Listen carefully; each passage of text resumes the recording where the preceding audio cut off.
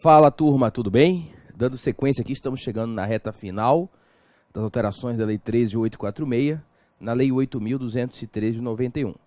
Né? A gente vai avançar mais depois na Lei 8.212, na Lei 8.112 e na Lei 8.742/93, mas numa amplitude bem menor, haja vista que 2/3 do curso são de fato lastreados na Lei 8.213. Esta aula volta-se às modificações perpetradas pela Lei 13.846, que inclusive modificou a MP 871, no Instituto da Contagem Recíproca do Tempo de Contribuição, que é regulamentado na Lei 8.213, do artigo 94 ao artigo 99.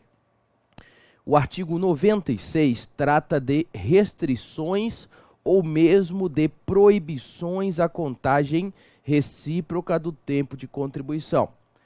Antes da MP 871, ele só possuía 4 incisos. Ele ganhou novos incisos com a MP 871 e depois tivemos até uma ampliação com a Lei 13.846. Então, o estudo a ser feito agora são de restrições ou mesmo de proibições à contagem recíproca do tempo de contribuição.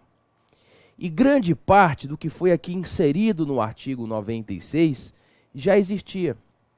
O principal ato infraconstitucional regulamentar, que disciplina o detalhe do detalhe do detalhe da contagem recíproca do tempo de contribuição, é a portaria do Ministério da Previdência Social 154 de 2008, que traz o modelo da certidão de tempo de contribuição, as permissões, os impedimentos, o procedimento administrativo, inclusive a questão da CTC eletrônica admitida, na atualidade já emitida pelo INSS.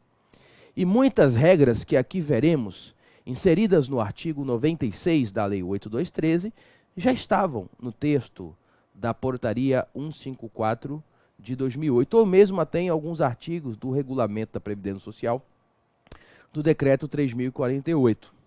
Aí você pergunta, pô, você já estava lá, por que foi colocado aqui? Por 2 motivos. O primeiro deles é o princípio da legalidade. Então agora, estando na lei stricto sensu, não tem como afastar, dizendo que não tem previsão legal e que a inovação regulamentar transborda aos limites da lei. E o segundo fundamento é principalmente alcançar estados DF e municípios. Como uma parte dessas regras se contava numa portaria federal, alguns estados ou mesmo municípios acabavam afastando-a ao argumento de que era uma norma específica para a União, que não abarcava estados, DF e municípios brasileiros. Daí, esses são os 2 motivos dessas regras terem sido inseridas na lei stricto sensu, dentro do artigo 96 da Lei 8.213, e nós vamos pontuar dispositivo por dispositivo, inclusive farei uma crítica aqui muito pertinente. Eu fico extremamente triste quando eu vejo que o legislador muitas vezes erra o que aprova, confundindo institutos do direito previdenciário. Mas vamos lá. Artigo 96 da Lei 8.213, inciso 5. É vedada a emissão de certidão de tempo de contribuição, com registro exclusivo do tempo de serviço, sem a comprovação da contribuição efetiva, exceto para o segurado empregado, o empregado doméstico, o trabalhador avulso e, a partir de abril de 2003, para o contribuinte individual que presta serviço à empresa obrigado a arrecadar a contribuição a seu cargo, observado o disposto parágrafo 5º do artigo 4º da Lei 10.666 de 2003. Vejam, essa parte em amarelo, inclusive, foi inserida na lei de conversão, fizemos, inclusive, essa recomendação, porque o contribuinte individual que trabalha para uma pessoa jurídica, a empresa tomadora do serviço, desde abril de 2003, é a responsável tributária em descontar e repassar a contribuição previdenciária descontada desse segurado com alíquota de 11%, juntamente com a contribuição da empresa tomadora dos serviços, de modo que esse segurado, a partir da competência abril do ano de 2003, passou a ter presunção de recolhimento da contribuição previdenciária. A MP se esqueceu, a lei de conversão foi ajustada, graças a Deus. O empregado tem presunção de recolhimento, o trabalhador avulso tem. O nosso empregado doméstico, ele sempre teve presunção de recolhimento para valores de um salário mínimo. A partir de junho de 2015, com a Lei Complementar 150, que modificou o artigo 34 da Lei 8213, o empregado doméstico ele passou a ter presunção de recolhimento da contribuição previdenciária para valores que superem ao salário mínimo. Não está aqui porque é um detalhe, a lei normalmente não entra nesse detalhamento, mas nós temos que iniciar com essa distinção. Antes de junho de 2015, se não houver recolhimento de contribuição previdenciária pelo patrão doméstico, o empregado doméstico só consegue CTC para valores de salário de contribuição de um salário mínimo. A partir da competência junho de 2015, o fator de modificação aqui foi a novel regulamentação, inaugurada pela Lei Complementar 150 de 2015, o empregado doméstico, nesse ponto, se equiparou ao empregado e passou a ter presunção de recolhimento para salários de contribuição acima de um salário mínimo. Esses segurados, por terem presunção de recolhimento, a CTC deve ser emitida pelo INSS, mesmo que não haja o efetivo recolhimento da contribuição previdenciária, desde que ele comprovem por prova material contemporânea a prestação dos serviços. Quem não está aqui é o CI autônomo, contribuinte individual autônomo, o segurado facultativo e o segurado especial. Contribuinte individual autônomo e segurado facultativo só se filiarão à Previdência Social na medida em que paguem a primeira contribuição previdenciária. Daí, para esses segurados, não há uma filiação automática à Previdência Social, entendimento do INSS, da TNU e do STJ, de modo que só vai ter a emissão de CTC para esses dois segurados se houver o efetivo recolhimento da contribuição previdenciária. No que tange ao segurado especial da Previdência Social, apesar deste possuir filiação automática à Previdência Social, iniciando com o exercício de atividade campesina ou pesqueira de subsistência, a sua contribuição fictícia ou previdenciária, eu chamo de fictício porque mesmo que ele não tenha vendido nada, ele se filia automaticamente, não vendeu produção rural nem produção pesqueira, com alíquota de 1,3%, mas esse regime contributivo sobre produção do segurado especial não gera direito a tempo de contribuição nem aposentadoria por tempo de contribuição. Nesse sentido, a súmula 272 do Superior Tribunal de Justiça consigna um tema pacificado, na medida em que o segurado especial só computa tempo de contribuição se ele pagar a contribuição facultativa que lhe faz direito, que está lá no artigo 25, parágrafo 1º da Lei de Custeio, que é uma contribuição efetiva com alíquota de 20% sobre o salário de contribuição. Se o segurado especial, pela contribuição sobre produção rural, não tem direito a tempo de contribuição, ele também não tem direito à contagem recíproca. Logo, nesse caso, o INSS não vai emitir CTC em favor do segurado especial se ele passar num concurso para provimento de cargo efetivo de uma esfera de governo que possua regime próprio, a não ser que ele tenha o pagamento da contribuição previdenciária com alíquota de 20%, ou então se ele vier a pagar a indenização previdenciária para substituir esse período. Essa é a ratio legis do 96.5, que na verdade já era assim. Isso aqui na verdade é para atender ao princípio da legalidade. O inciso 6 também constava já da portaria 154 do MPS. A certidão de tempo de contribuição somente pode ser emitida por regime próprio de previdência social para ex-servidor. O servidor público efetivo no âmbito do regime próprio é necessário que ele esteja ocupando o cargo efetivo no momento do deferimento da aposentadoria, diferentemente do regime geral, que as aposentadorias voluntárias podem ser concedidas, inclusive aqui há muito tempo não ostenta a qualidade de segurado. A sistemática do regime próprio é bastante diferente do respectivo regime geral de previdência social. Daí que, para um servidor titular de cargo efetivo, se ele tiver com vínculo ativo, ele não vai conseguir a emissão da CTC, porque ele está com um vínculo previdenciário ativo. É necessário que ele seja demitido ou peça exoneração para que ele consiga emitir a CTC daquele período. A ratio legis é evitar fraudes, evitar que ele saia averbando em outros regimes previdenciários um período de contribuição num regime previdenciário que ele já está na ativa, que não seria razoável ele pedir a emissão da CTC. No inciso 7, também introduzido pela MP 871 no texto originário, resta consignado que é vedada a contagem recíproca do tempo de contribuição do regime geral por regime próprio, sem a emissão da certidão de tempo de contribuição correspondente, ainda que o tempo referente ao regime geral tenha sido prestado pelo servidor público ao próprio ente instituidor. O que acontece? Muitos regimes próprios de estados e municípios recebem tempo de contribuição prestado ao regime geral sem a CTC, o que é uma grave ilicitude e prejudica o próprio estado e o próprio município. Porque se o estado ou o município conta tempo do regime geral sem CTC, quando aquele servidor estadual ou municipal for aposentar, o INSS não vai pagar a compensação previdenciária. Muitas situações até para beneficiar a B ou C, situações inclusive de fraudes. Mesmo na situação em que o servidor era empregado público, depois virou estatutário, tem que ter CTC. Não existe, é ilícito, isso já estava na portaria 154 ou mesmo no decreto 3048, aqui é para tentar afastar situações de irregularidades ou mesmo fraudes como a fé. Não existe nenhuma esfera de governo receber tempo de contribuição do regime geral sem que o INSS emita certidão de tempo de contribuição. E o próprio Estado e município dá um tiro no pé, porque depois o INSS não vai pagar a compensação financeira, que exige a prévia emissão da CTC.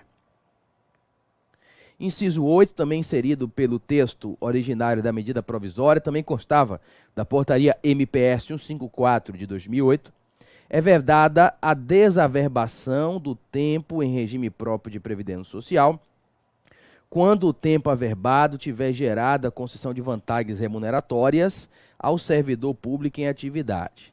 Vejam, tem muita gente que é servidor público em regime próprio e levou o tempo do regime próprio ou tempo de contribuição do regime geral com a CTC do INSS, ou tempo de contribuição de outro regime próprio, e averbou. Registrou esse tempo de contribuição no CNIS. A questão é possível cancelar essa averbação? Bom, e por que alguém vai querer cancelar isso? Para ter alguma vantagem previdenciária. Às vezes a pessoa tem 15 anos de tempo de contribuição do regime geral, averbou no regime próprio, mas depois fazendo as contas, essa pessoa ela percebe que é melhor ter uma aposentadoria no regime geral e uma no regime próprio, ao invés de trazer os 15 anos do regime geral e averbar no regime próprio. Aí quando ele soma duas aposentadorias em regime diferente, faz uma projeção e uma aposentadoria no regime próprio, é melhor ter as duas. E aí ele pode requerer o cancelamento da respectiva averbação. Esse entendimento já estava assim, já havia até jurisprudência, conforme consignei, estava na portaria 154, MPS de 2008, e a exceção aqui foi bem importante, porque como é uma vedação, é interessante que a lei preveja para afastar alegações de violação ao princípio da legalidade. O lastro é este: se alguém trouxe para o regime próprio tempo de contribuição do regime geral ou de outro regime próprio, averbando a CTC, se houve algum tipo de vantagem funcional, vantagem remuneratória, é irreversível. Por exemplo, tem algumas carreiras públicas que prevêem que o tempo de contribuição de outra carreira pública contam para anuênios, quinquênios, aí tem que analisar a legislação do servidor e verificar a sua relação estatutário-funcional para ver se ele obteve alguma vantagem pecuniária com aquela averbação. Se obteve, bye bye baby, não vai desfazer mais. Mas se não obteve, é possível pedir o cancelamento da averbação, tranquilamente, ok? O inciso 9 não estava no texto da MP 871, foi introduzido pela Lei de Conversão, a Lei 13.846.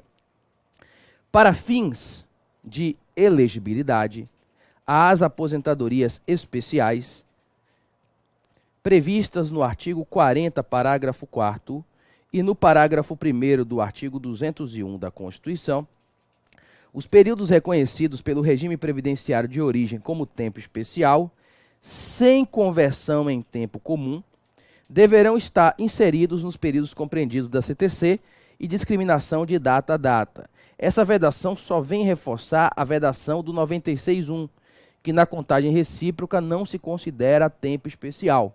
Ou seja, mesmo que você tenha um tempo especial que daria direito à aposentadoria especial no regime geral, passe em concurso público e vai pedir CTC, não vai ter conversão de especial em comum.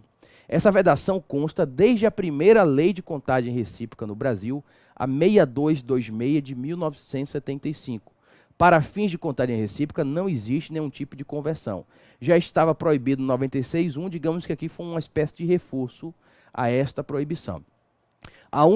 Aproveitando só para fechar, já que nosso objetivo aqui é sempre informar da melhor forma possível, a única exceção à conversão em contagem recíproca é a jurisprudência do STF, que era um empregado público que virou servidor público estatutário, efetivo, antes do regime jurídico único, a exemplo da União, com a Lei 8.112 de 90. Aí, nesse caso, o empregado público que virou servidor efetivo antes do RJU, aí cabe conversão. É a única situação, mesmo assim é jurisprudência do Supremo Tribunal Federal.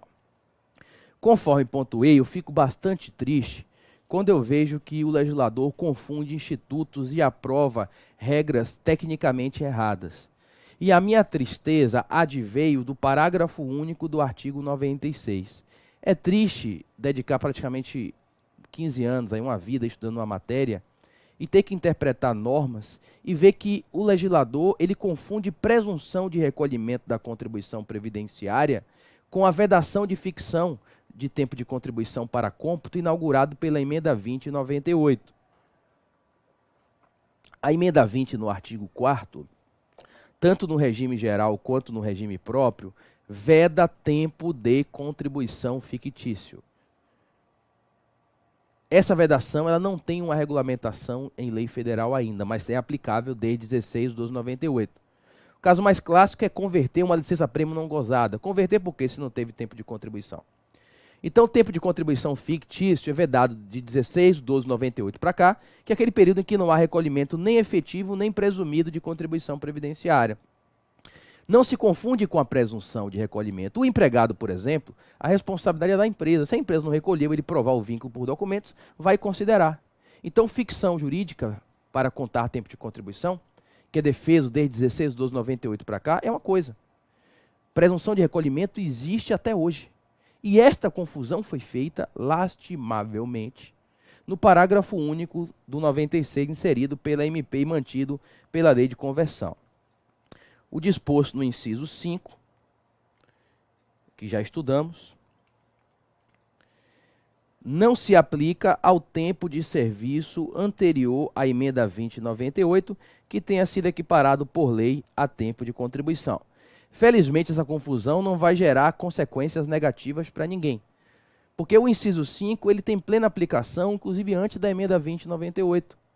Aquela situação de que o empregado doméstico, trabalhador avulso e o CIPJ tem presunção de recolhimento, inclusive é anterior à emenda 20 de 98. E o CI autônomo, o segurado especial facultativo, eles também não conseguem CTC sem a prova do efetivo recolhimento da contribuição previdenciária sobre o salário de contribuição, inclusive antes da emenda 20 de 98. O contribuinte individual autônomo e facultativo sempre precisaram recolher para se filiar. Aqui, inclusive, abre uma brecha numa situação que poderia ter CTC sem recolhimento para CI autônomo, facultativo e segurado especial antes da emenda 20 de 98, o que de fato é um verdadeiro absurdo. Bom, a regulamentação da MP 871 nesse quesito veio no artigo 17 da IN 101 de 2019. É vedada a emissão da certidão de tempo de contribuição. Inciso 1. Para período que não se comprou efetiva contribuição, para fim de contagem recíproca, exceto o empregado doméstico, o trabalhador avulso e o contribuinte individual que presta serviço a uma pessoa jurídica. Ficou faltando a pessoa jurídica aqui da normatização do INSS que saiu com essa falha. E o inciso 2, eu questiono. Para períodos de benefício de auxílio-doença e AP por invalidez, para contagem recíproca, posteriores a 16/12/98. Vejam, esse dispositivo aqui não tem base legal, tá? Por que não tem base legal? Porque nem a MP, na lei de conversão, traz essa proibição. O período intercalado em que o segurado goza auxílio-doença e aposentadoria por invalidez conta como tempo de contribuição no regime geral. É expresso no 55.2, tanto antes da emenda 20 quanto após a emenda 20 é o entendimento administrativo. Se o período de percepção do auxílio-doença até hoje e a aposentadoria por invalidez contam no regime geral, para não contar no regime próprio após a emenda 20 de 98, só uma situação de vedação normativa expressa que não existe dentro da Lei 8.213 com as alterações da MP 871 e da Lei 13.846. Assim, a meu ver, isso aqui não tem base normativa nenhuma, né? Espero que em breve o INSS reveja, já que essa norma deve ser alterada em razão da Lei de Conversão da medida provisória. O parágrafo 2º é bem interessante, é aquele detalhamento que eu falei para vocês do empregado doméstico. Para o período de exercício da atividade do empregado doméstico até 1º de junho de 2015, é obrigatória a comprovação da efetiva contribuição da contagem recíproca, porque ele não tinha presunção de recolhimento para valores acima do salário mínimo. Daí que, e faltou a norma dizer isso aqui, já que é o entendimento atual, inclusive do INSS, se não provar o recolhimento, até maio de 2015, considera apenas o valor do salário de contribuição de um salário mínimo. Ok? Bom, essa foi uma aula específica envolvendo a contagem recíproca do tempo de contribuição com as suas novidades. Forte abraço e até a próxima.